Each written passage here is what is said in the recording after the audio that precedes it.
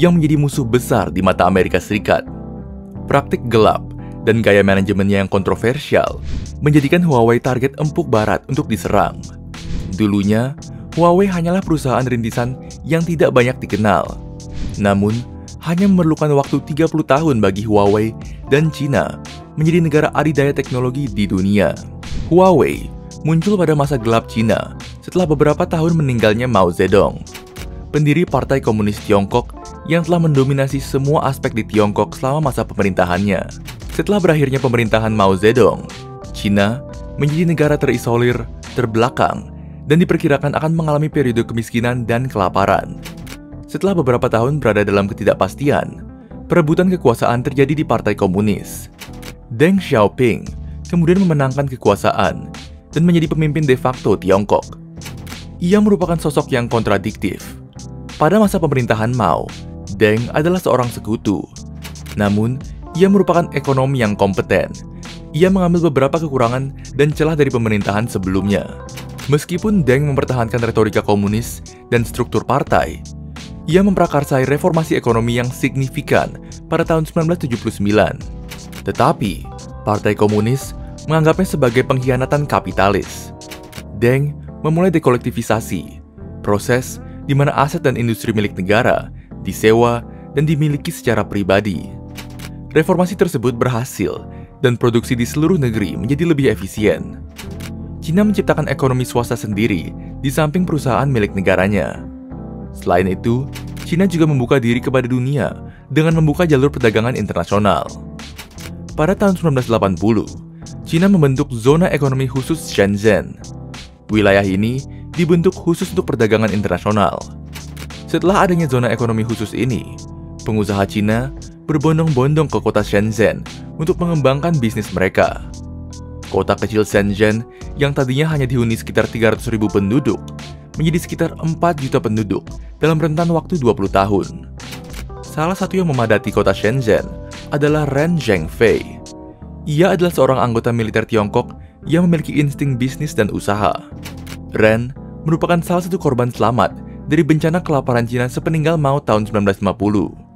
Ia kemudian memutuskan mengikuti pelatihan militer hingga menjabat sebagai anggota unit teknik tentara pembebasan yang akan membangun banyak pabrik maju untuk Cina. Namun, tahun 1983, unit teknik Ren dibubarkan dan ia terpaksa kehilangan pekerjaan. Ren kemudian memutuskan hidup dengan ekonomi sipil. Kemampuan yang dimiliki Ren cukup mumpuni sehingga dengan mudah mendapatkan pekerjaan baru.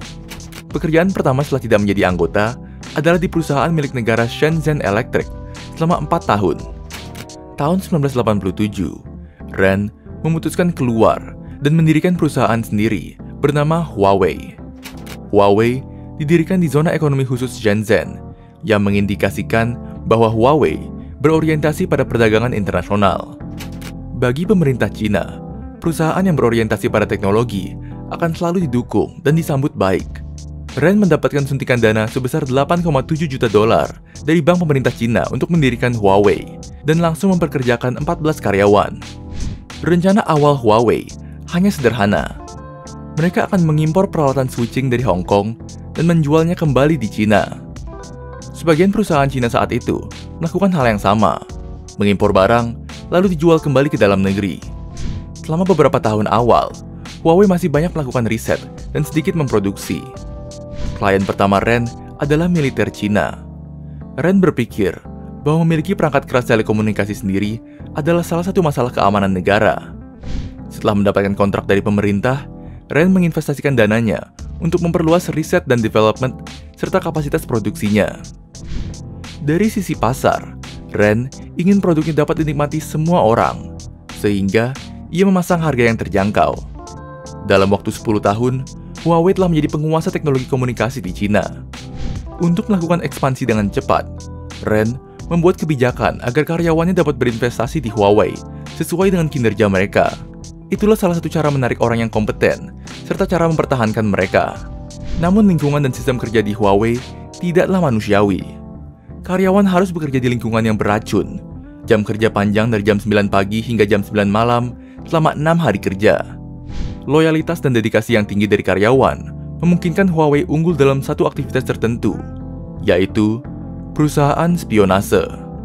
Pencurian kekayaan intelektual Cina bukanlah hal baru. Namun, yang dilakukan Huawei sudah melebihi batas. Tahun 2003, Huawei menyalin lebih dari 1 juta baris kode dari router Cisco yang kemudian digunakan untuk memproduksi barang mereka sendiri. Lebih parah lagi, pada 2007, seorang karyawan Motorola diketahui mengirimkan IP langsung kepada eksekutif Huawei. Di internal perusahaan Huawei memiliki papan khusus yang berisi hasil curian karyawannya yang berupa rahasia perusahaan pesaingnya. Karyawan yang mendapatkan hasil yang banyak tentu akan mendapatkan bonus yang tinggi.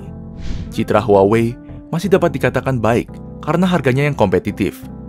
Di tengah banyaknya tuduhan plagiasi dan pencurian kepada Huawei. Namun bagi pasar internasional, nama Huawei sudah tidak bisa banyak didengar lagi saat ini. Pada tahun 2009, Huawei mendapatkan kontrak membangun jaringan 4G Swedia. Padahal di Swedia, terdapat perusahaan telekomunikasi terbesar di dunia saat itu, yaitu Ericsson. Selama dekade berikutnya, perangkat keras Huawei akan menjadi pondasi jaringan di seluruh dunia. Pertumbuhan internasional Huawei berjalan begitu cepat. Huawei menghasilkan lebih dari 100 miliar dolar dari 170 negara. Sehingga Barat mulai berkonspirasi menjatuhkan Huawei. Perang dingin teknologi terjadi antara Cina dan negara-negara yang berada di bawah pengaruh Amerika Serikat. Jaringan telekomunikasi merupakan tulang punggung ekonomi modern.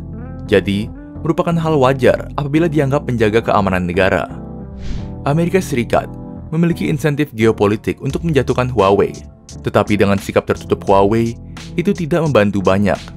Dalam suatu kesempatan, Ren mengatakan pemerintah Cina tidak pernah memerintah perusahaannya melakukan hal yang seharusnya tidak dilakukan.